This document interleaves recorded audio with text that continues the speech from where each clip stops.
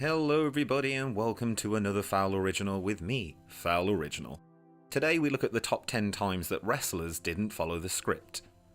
Number 10. The Rock and Sock Correction. Strange bedfellows can make oddly entertaining tag teams. The Rock and Sock connection, made up of The Rock and Mankind, eventually became one of the most entertaining acts in the WWF. It took some time for them to find their dynamic though. The polar opposites built up their chemistry over the course of several months through their comic timing. Mankind and Rock's rapport really showed during an in-ring segment on Raw. As The Rock held his head to the sky while in a promo, his trademark sunglasses fell off by accident to the floor. The crowd laughed at the obvious botch. The fans in attendance went crazy as Mankind picked up the glasses and returned them to the Great One without skipping a beat. This in-ring accident was the spark which truly showed the versatility and timing of two of the biggest stars of the WWE during the Attitude Era, and it wasn't even scripted. Number 9. Bob Backlund's backstage do-over. Bob Backlund could be called the Gary Busey of the wrestling world. His insane promos and the way he seems to always be in a constant state of flux. If he happens to fluff a line or speak to the wrong camera, no one would even notice. During a live episode of Monday Night Raw, Bob Backlund got confused while filming a backstage interview. Forgetting the show was live and this wasn't a pre-tape, Backlund asked to do another take. With anybody else, this would have felt like it wasn't meant to happen, but not with Backlund involved. It just felt like part of the show, and that's what the fans in attendance and at home thought too. During an interview some years later, Kurt Angle stated that Backlund had missed his mark. He was supposed to put one of the backstage crew in his signature move, the crossface chicken wing.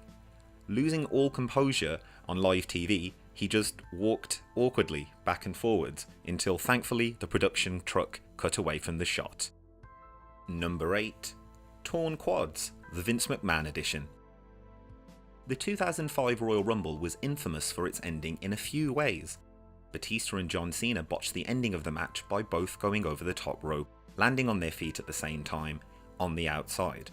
There was pandemonium at ringside as the referees clamoured to figure out what to do, and the commentators tried to stall for time. An angry and red-faced Vince McMahon walks down to the ring to help maintain some order and figure out what to do next. Mr. McMahon attempted to enter the ring a little too quickly and dropped onto his ass. Little did anyone know he had suffered a double quadricep tear and seemed to get even angrier. He pointed and shouted at everyone, getting them to restart the match, while sat in the ring using the ropes for support. After saying his piece, he was helped out of the ring to the back as upright as he could, refusing to be taken out on a stretcher. The match was restarted and the original planned ending went ahead, with Batista coming out as the Royal Rumble winner that night. The quick thinking meant that the injury wasn't revealed until after the show had wrapped, and Vince's embarrassment wasn't noticed live on pay-per-view. Number 7. The TNA Victory Road 2011 main event. Jeff Hardy is money, but he's no saint. His fans are utterly devoted and have followed him through his many ups and downs in the wrestling business. One of his biggest down moments could be seen at TNA's Victory Road pay-per-view in 2011.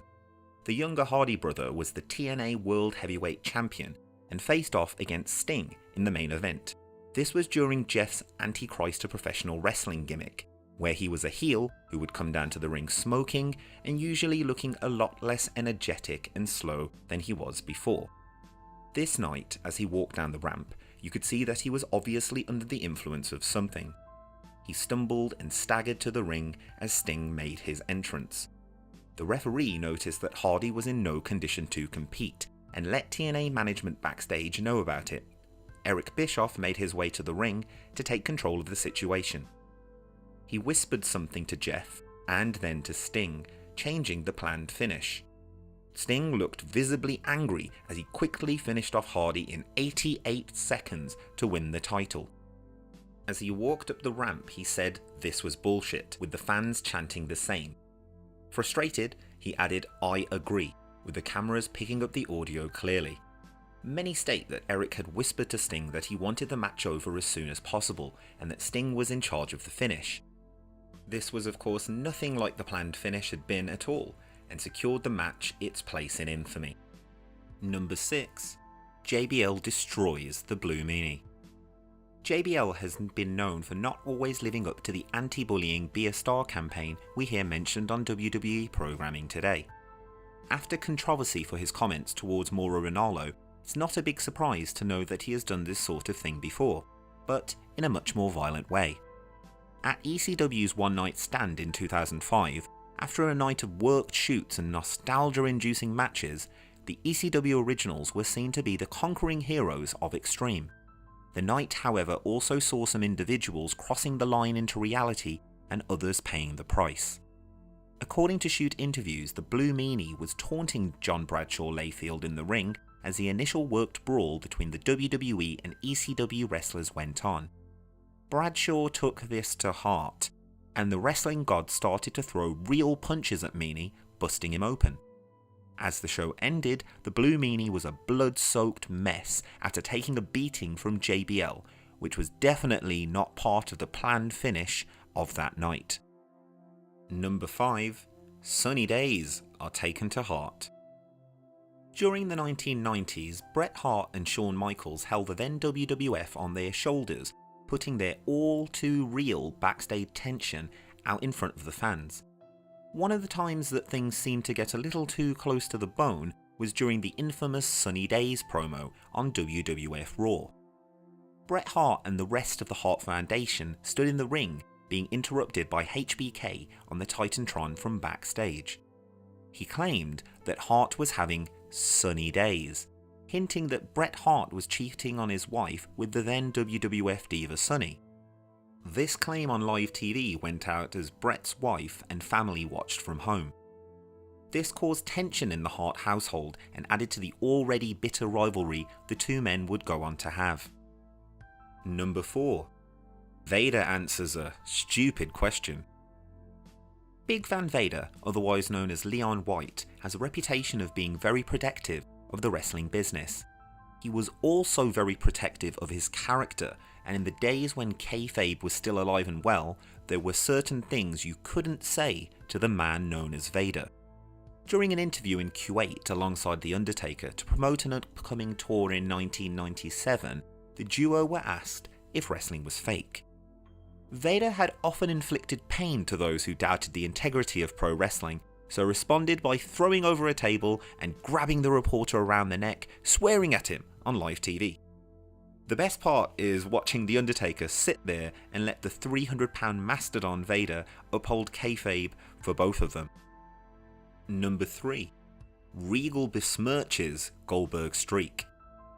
During Goldberg's historic undefeated streak in 1998, many WCW wrestlers took the jackhammer and the spear in quick, basic matches that helped the rising star to shine. While scheduled to face off against a younger William Regal, known then as Steven Regal, in a quick squash match, Goldberg was exposed. Both men have very different recollections of that match, but watching it back paints a very different story. The exchanges look stiff and real from Regal to an inexperienced Goldberg, who later stated that Regal had taken advantage of him, as he didn't want to put Goldberg over that night. Goldberg states that he didn't stick to the scripted match that they had gone over backstage and instead started to shoot wrestle for real, which made Goldberg look weak. Regal was released from WCW shortly after this incident, and Goldberg's streak continued for a while after. Number 2. Daniel Puder vs Kurt Angle. Any list of infamous shoot incidents in WWE history has to include Daniel Puder vs Kurt Angle from an episode of WWE SmackDown in 2004. During a Tough Enough segment in front of the live crowd, Angle issued a challenge to the reality TV star wrestlers in training to try and beat him in the ring. Puder, who was a contestant on the WWE reality show, got into a shoot or real wrestling match with the Olympic gold medalist and WWE veteran Kurt Angle. In one of Kurt Angle's 3-minute invitationals, the former MMA fighter Daniel Puder locked in a Kimura submission hold on Angle, nearly breaking his arm for real. Seeing the real danger, a quick-thinking referee, Jimmy Corderas, counted Puder's shoulders while he was on the mat. Angle ended up winning the match and was kept from being embarrassed. It could have easily ruined Angle's character, forcing him to either tap or have his arm broken by a rookie. Puder did end up winning the Toughen Up competition and a contract afterwards. If you want to see the real backlash to this event, then watch his entry in the 2005 Royal Rumble. Looks like everyone in that match was ready to give him a receipt on Kurt's behalf, and can you blame them? Number 1. The Great Antonio versus Antonio Inoki. Antonio Inoki is one of the legends of professional wrestling, held high in regard as a man who was professional with all he worked with during the time of kayfabe in Japan. His large size, great strength, and agility made him a big draw all over the world.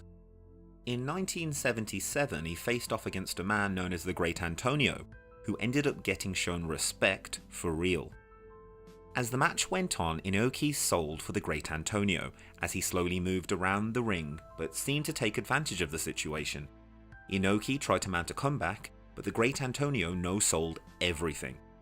This was starting to make Inoki look weak, but he kept his cool until the Great Antonio started hitting him for real. After slapping and elbowing Inoki in the back of the head, he had had enough and took the Great Antonio to the ground and started to stomp on his head. A lot. Viciously. Enough for the match to be stopped by the referee, with Inoki deviating from the script to protect the business and himself. And our question: do you agree with our top 10? And if you watched any of these live, did you notice this at the time or after? Remember to like, share and subscribe. This has been a Foul Original. Thanks for watching. See you next time. Hang around for those messages.